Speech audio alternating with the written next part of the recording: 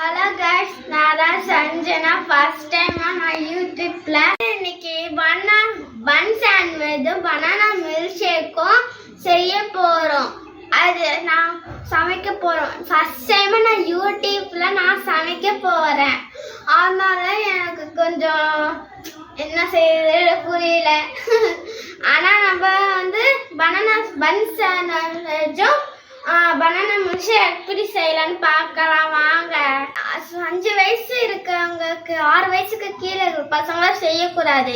7 வயசுக்கு மேலே இருக்கிறவங்க செய்யலாம்.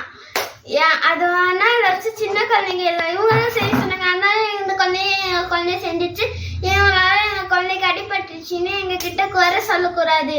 அதனால தான் நான் முன்னாடி உங்ககிட்ட சொல்லிடுறேன். ஓகேவா? நம்ம பன் சாண்ட்விச் பனானா மில்க் ஷேக்கு என்னென்ன தேவைன்னு பார்த்துக்கலாம் வாங்க. தேவையான அளவுக்கு பால் இருக்கு, 3 பனானா இருக்கு. எங்க அம்மா அப்பா நான் செய்யறதுக்கு 3 பனானா போதும். 2 முட்டை இருக்கு. நான் பன் சாண்ட்விச் பண்றதுனால 2 பண்ணு இருக்கு. பெரிய பண்ணு குட்டி பண்ணு இருந்தாலும் கூட நீங்க செஞ்சுக்கலாம். ஜீனி இருக்கு. பூஸ்ட் பேக்கெட் 5 ரூபா இருக்கு. பூஸ்ட் பாட்டில் இருந்துச்சுன்னா ஓகே, இல்லைன்னா பூஸ்ட் பேக்கெட் இருந்தால் கூட ஓகே தான். இது பட்டர் இருந்தால் கொஞ்சம் நல்லா டேஸ்டாக வரதுக்காக நான் பட்டர் எடுத்துக்கிறேன்.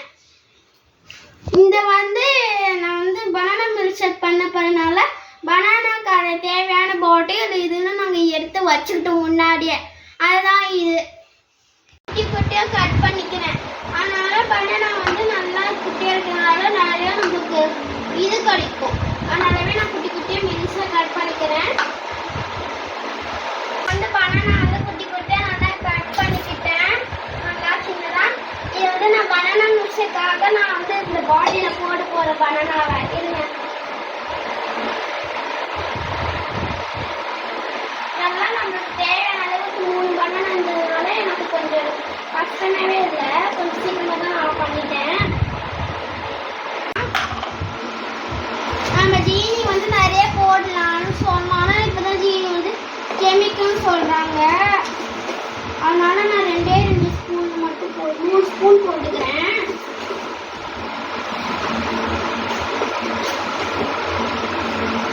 போட்டுக்கிட்டேன் 3 ஸ்பூனு. இப்போ இருக்கிற இந்த பூஸ்ட் பேக்கெட் கட் பண்ணிக்க போகிறேன் நான். ஓகே, நம்ம பூஸ்ட் பேக்கெட் போடலாம். எனக்கு பூஸ்ட் பேக்கெட் போட்டால் நல்லா சாக்லேட் உங்களுக்கு கிடைக்கும். அதனால நான் பூஸ்ட் பேக்கெட் போட்டுக்கிட்டேன். சரி, இது நம்ம நல்லா மூடிடலாம் டைட்டாக. அதுக்கு முன்னாடி நம்ம பால் ஊற்றணும். பால் ஊற்றலைன்னா நம்மளுக்கு திக்காக வேணும்னா திக்காக ஊற்றணும், லேசாகணும்னா லேசாக ஊற்றலாம். நான் பால் ஊற்றிக்கிட்டேன். பனானா மில்க் ஷேக் நல்லா பண்ணிட்டு மிக்சியில் போட்டு கரன்னு இப்போ ஐஸில் போனேன். தேவையான அளவுக்கு ஐஸ் போட்டுட்டோம். இதுவே போதும். இது நம்ம இப்போ மூடி வச்சிடலாம். ஏன்னா நம்ம அடுத்து பன் சாண்ட்விச் பண்ணணும்ல,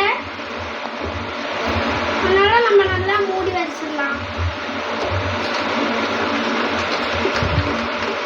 நம்ம கொஞ்ச நேரம் ஃப்ரிட்ஜில் வச்சா இன்னும் கொஞ்சம் கூலிங் ஆகிடும். வாங்க.